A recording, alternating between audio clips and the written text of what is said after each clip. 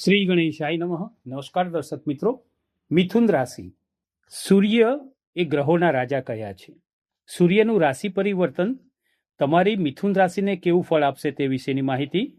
તો સૂર્ય તારીખ 16/7/2026 ગુરુવારે રથયાત્રાના દિવસે રાત્રે 11:18 બુધની અધિપત્યવાળી મિથુન રાશિમાંથી રાશિ પરિવર્તન કરી ચંદ્રની કર્ક રાશિમાં આવશે.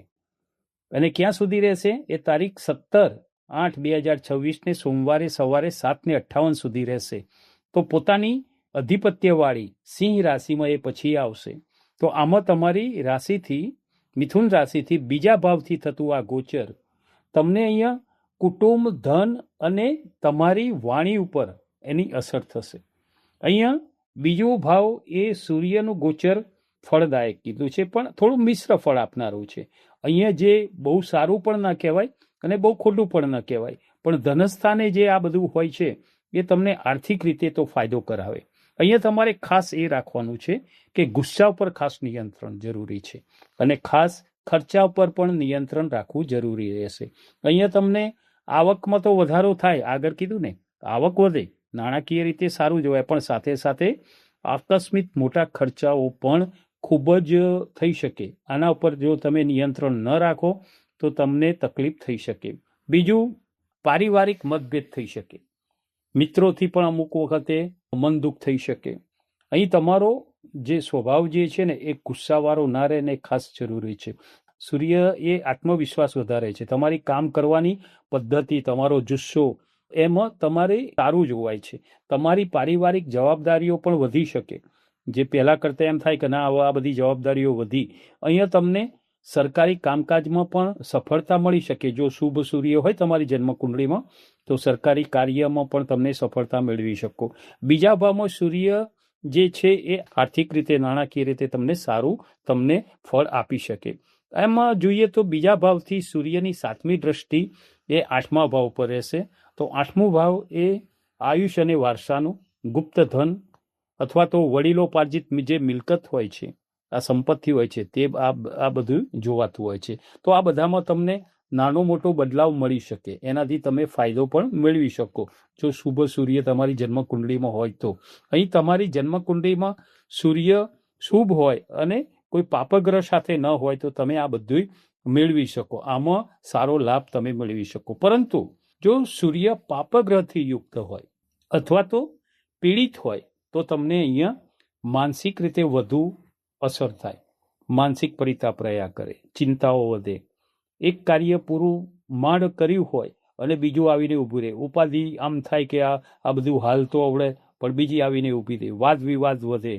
અહીંયા તમને ખાસ કોઈના વાદ વિવાદમાં ન ઉતરવું, કેમ કે આનાથી અમુક વખતે બોલીને સંબંધ પણ બગડતા હોય છે. અહીંયા તેની અસર તમારા આરોગ્ય પર પણ પડે, કેમ કે ગુસ્સો કરવાથી આરોગ્ય પર તેની અસર થતી હોય છે. અમુક વખતે આગળ કીધું ને કે બોલીને કામ બગડે. તમારું વાણીનું નિયમન, તમે સાચા હો પણ તમારું વાણીનું નિયમન અમુક વખતે એવું થાય કે હું સાચો છું તો હું કહીશ, પણ અત્યારે સાચી વસ્તુ કહેવામાં પણ અમુક સમય અને તમારે ખાસ એનું જોવાનું રહેશે. અહીં સૂર્યના ઉપાય તરીકે તમારે શું કરવાનું? જો તમારી જન્મકુંડળીમાં શુભ ફળ ના આપતા હોય, સૂર્ય અશુભ હોય, પાપગ્રહથી યુક્ત હોય, તો ઉપાય તરીકે તમારે સવારે વહેલા અને ઉઠીને સ્નાન કરી અને પવિત્રતાપૂર્વક સૂર્યનારાયણને તાંબાના કળશમાં જળ લઈને સૂર્યનારાયણને જળ અર્પણ કરવું. તો તમે સૂર્યના 12 નામ પણ બોલી શકો. તમે 12 નામ સૂર્યના બોલી અને જળ ચડાવો તો શ્રેષ્ઠ રહેશે.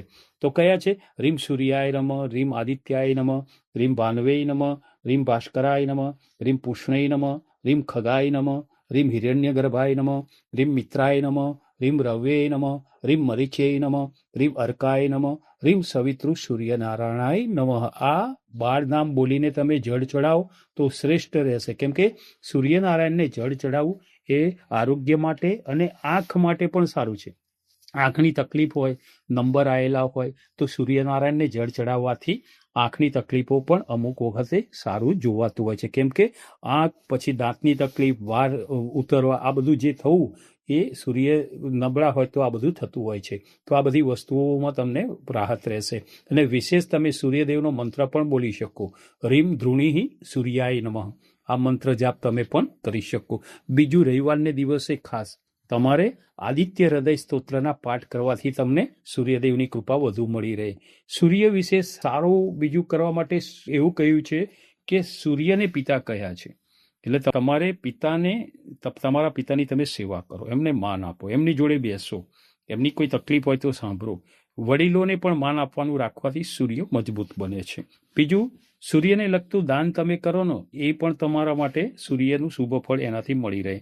તો દાન વિષય તમારે કરવું હોય તો રવિવારને દિવસે તાંબાની કોઈ પણ વસ્તુ તમે દાનમાં આપી શકો. બીજું, લાલ કપડું જરૂરિયાતવાળા વ્યક્તિને તમે દાન કરી શકો. આ સાથે તમે ઘઉં, ગોળ આ બધાનું દાન પણ તમે કરી શકો. તો આ હતું સૂર્યનું કર્ક રાશિનું ગોચર.